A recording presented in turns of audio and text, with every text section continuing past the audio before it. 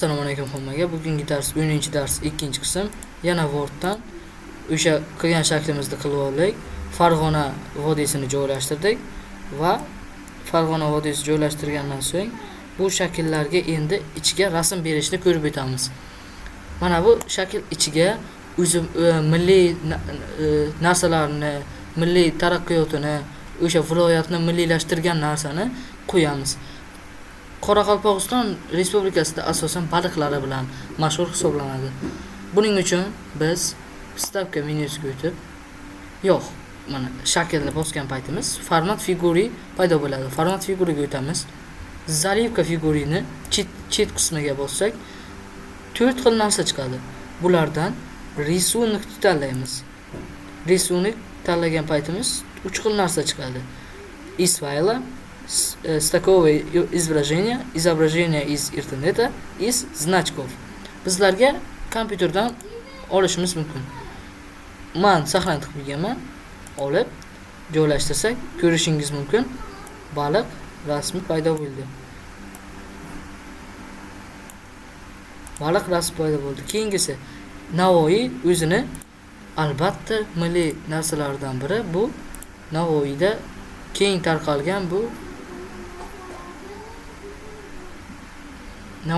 tarqalgan bu gullarni deyishimiz mumkin. Yana cho'li biyobonlari Navoiy o'zini ayniqsa keng tarqalgan narsa bu oltin hisoblanadi. Oltin Navoiyda ko'p.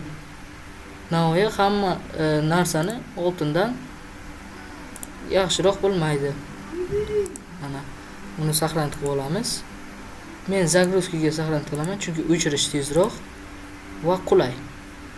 Buni olishimiz uchun yana ko'rsatganimdek zalivka figurini ustiga bosib, risunik tanlab, из файла va saqlanib qolgan narsamizni joylashtiramiz. Ko'rishingiz mumkin, mana oltin tushdi.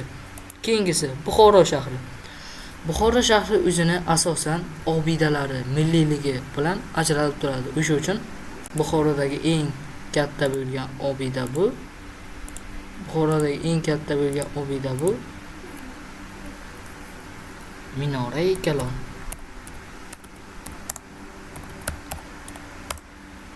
Mana ko'rishingiz mumkin. Ark binosining ro'parasidagi Minora-i Kalon. Bizga bu yoqdi. Bu oq ekan, o'sha uchun saqlanib kartinka qilamizda, aytganimdek zagruzkaga joylashtiramiz. Yana Wordga o'tib, buni Buxoro shahriga joylashtiramiz. Zalivka figuri, risunik из файла, Minora-i Kalon.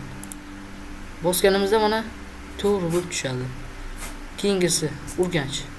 Urganch asosan bizga nimalari bilan mashhur? Urganch esa bizga guruchlari bilan mashhur.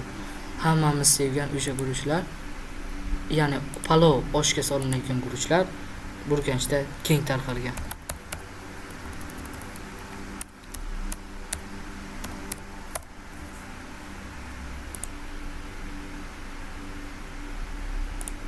Mana saqlanib kartinka qilib zagruzkaga joylashtira olamiz.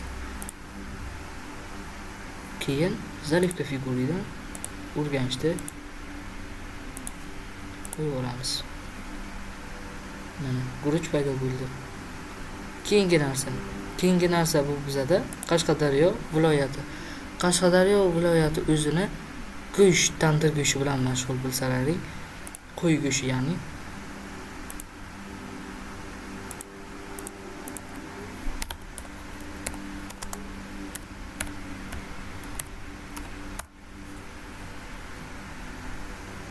Kartinkaga o'tib, mana shuni saqlanib olamiz.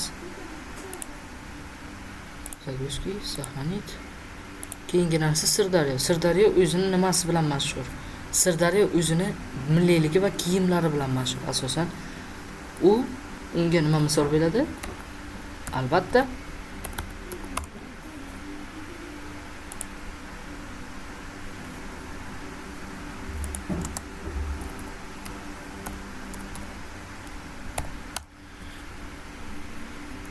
mana ko'rishingiz mumkin.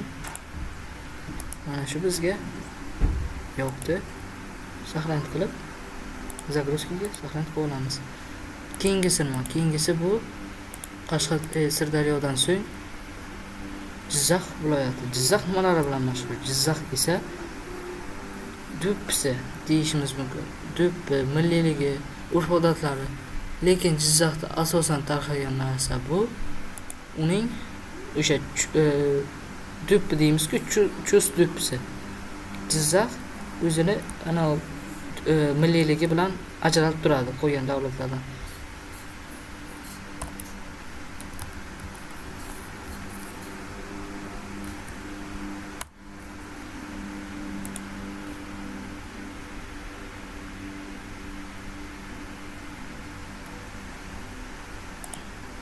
Yana Jizzaxda keng tarqalgan narsa bu albatta Zomin sanatoriyasi. Zomin sanatoriyasi eng taniqli joy hisoblanadi. Eng madaniyatli va eng xushbo'y hidlari bilan, xushbo'y archalari bilan o'ziga tanitgan joy bu Zomin sanatoriyasi. Keyingisi bu Samarqand. Samarqand asosan Samarqandni aynan sevib o'sha biron joy borgan paytimiz o'sha narsalardan olib kelgan narsa bu. Albatta Samarqand noni. Samarqand noni bu mana bunday ko'rinishda bo'ladi.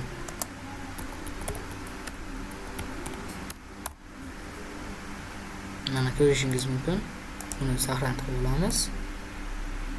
Zagroski. Aytganimdek, Zagroskiga saqlanib qilsangiz, tez o'chirish oson bo'ladi. Keyingisi bu Toshkent. Toshkent shahri va Toshkent viloyati. Ular ikkita bo'lgani uchun bitta narsa deb olamiz. Toshkentda asosan tarqalgan joy bu. Toshkentni o'zini O'zbekiston necha yillardan beri ana ish yuritib boryapti. Oteli. Ya'ni yotoqxonasi. O'zbekiston yotoqxonasi eng katta va eng chiroyli. O'zbekiston yotoqxonasi oldida yana bitta narsa bor. Bu narsa O'zbekiston yotoqxonasi oldidagi Amir Temur haykali o'zini hamma narsada tanitib kelyapti. Zagroskiga yetib saqlanib, Toshkent bitta, keyin Andijon. Andijon o'zini do'ppilari bilan mashhur.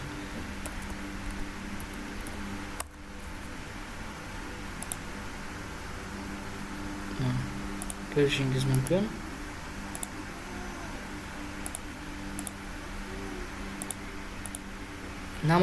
Namangan o'zini gullari bilan mashhur.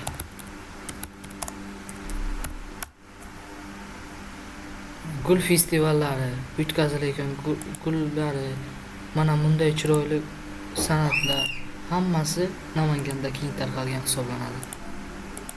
Yana bitta joy bor, bu Farg'ona. Farg'ona o'zini eng yaxshi narsasi bu Farg'onada kiyimlari va tikishi. Buni tushuntirib gapirsam, bu kashtachilik bilan mashhur.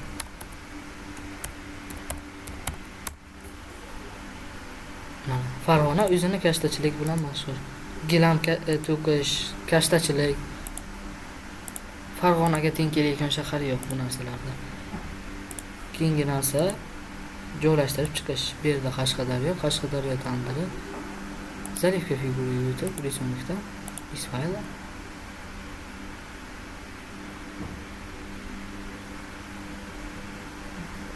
Bu ish nechinchi rasm? Hozir ko'rib chiqamiz. 1, 2, 3, 4, 5-chi rasm.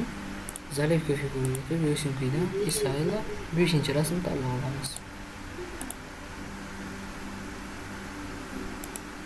Bu to'g'ri keladi. Uni olib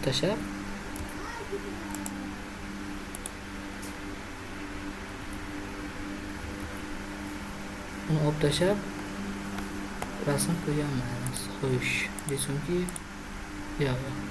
Zarifka figuraga o'tamiz aytgancha. Zarifka figuradan resmlikdan Isfaila 4-chi ekan. Mana ko'rishingiz mumkin 4-chisi Sirdaryo o'zini albatta bo'yna ko'rsatganidek atlaslari bilan mashhur. Sirdaryo, Samarqand, birinchi Jizzax, keyin Samarqand,